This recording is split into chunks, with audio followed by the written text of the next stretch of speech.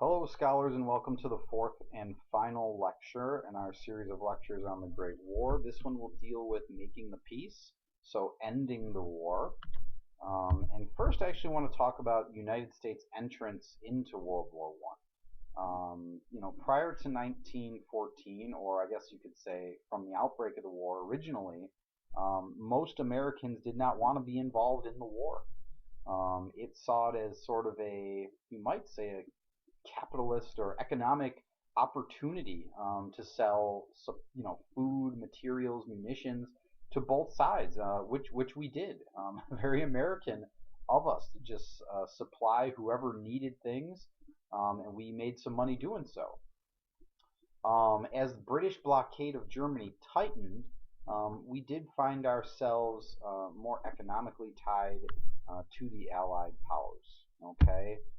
Now, we have three primary reasons for U.S. involvement in the war. First being British propaganda, stories about German atrocities, brutal acts against defenseless civilians. These sorts of things showed up in American newspapers and angered the Americans. We have German use of unrestricted submarine warfare in the war zone around Britain,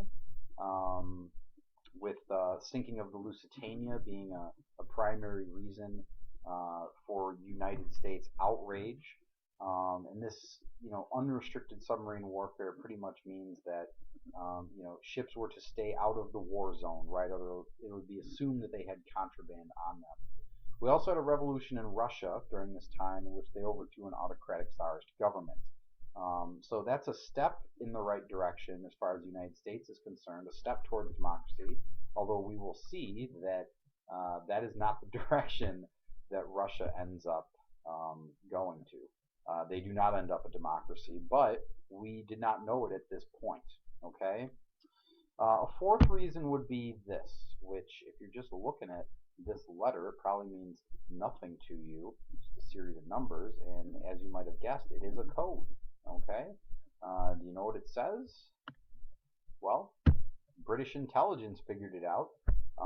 It's basically a proposal from Germany to Mexico that they should become allies, okay, and that Mexico should basically help Germany win the war. And if the United States enters the war, that Mexico would be assisted by Germany in regaining territories in the Southwest. This is called the Zimmermann Telegram. It was intercepted by British intelligence, decoded, and of course published widely in American newspapers, which led to further outrage. Okay, so the United States will become involved in the war, and it will, of course, join on the side of the Allied powers. By 1918, Kaiser in Germany, he had given up his throne, and a German republic was announced. Okay, the delegates then signed an armistice. That's called like a ceasefire. Okay, it's an agreement to stop fighting. It gives back territory that Germany had gained from Russia in a previous treaty, and also started laying out that Germany had to give up much of its fleet, including all of its submarines, turn over munitions, and basically more stipulations would be added in this Treaty of Versailles that is forthcoming. So the Paris Peace Conference is basically where they will hammer out the details. So although Woodrow Wilson, the President of the United States, had spoken of a treaty that would be fair to all, there were a number of obstacles in place. For one, the Allied European governments were not in a forgiving mood. You have various ethnic groups competing for independence, self-government, things of that nature. We have nationalism growing in all the overseas colonies of these empires. We have conflicting territorial demands, and then the question of reparations or war damages, right? Who should pay for it, and how much should they pay? What is finally produced is called the Treaty of Versailles. The Treaty of Versailles because it's signed at the Palace of Versailles, which is the former residence of King Louis, if you remember our French Revolution unit. And this you can see here, it being signed in the Hall of Mirrors. So what's the Treaty of Versailles all about? Well, it dealt very, very harshly with Germany and left a lot of Germans very bitter.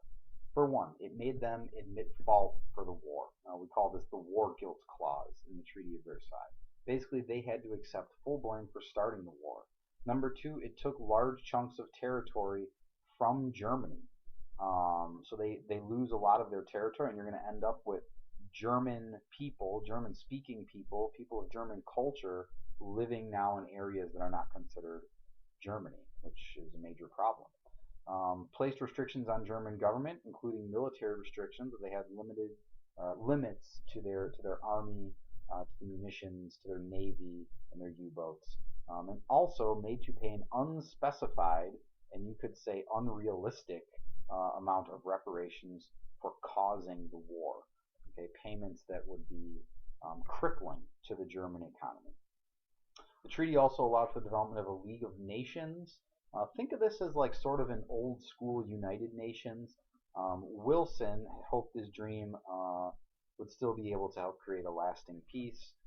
Think of it as an organization that works or acts as a means for countries to come to terms and solve problems without having it out on a battlefield.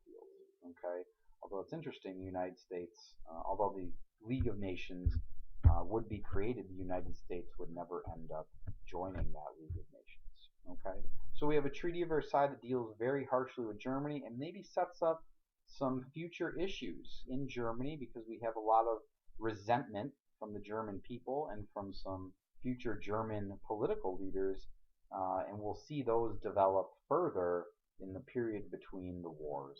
Okay?